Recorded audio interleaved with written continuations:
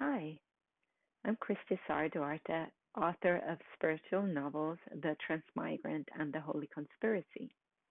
People often ask me if I believe that Jesus grew up in Nazareth. Actually, there's no proof that Nazareth existed in the days when Jesus was born. If it existed, it might have been a cluster of two or three huts, maybe four, maybe five, not even a village. Even though archaeologists have found remnants of a village in that area, and they believe it might have been even from the first century, it's believed that Nazareth didn't exist until after the fall of the Jerusalem temple in AD 66.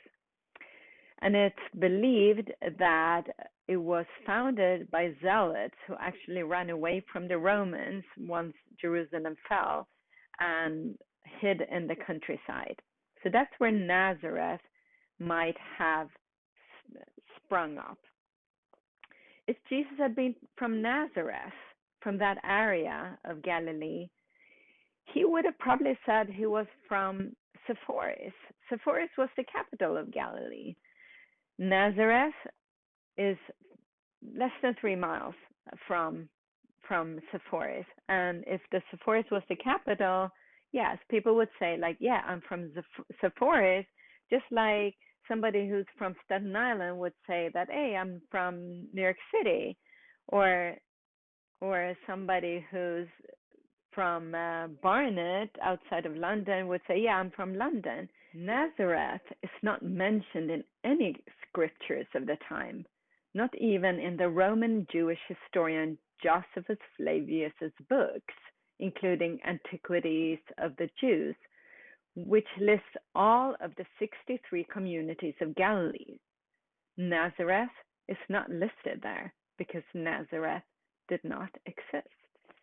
It's much more probable that the Jesus from Nazareth epithet came from Nazarite, the word Nazarite, which was the Nazarite sect.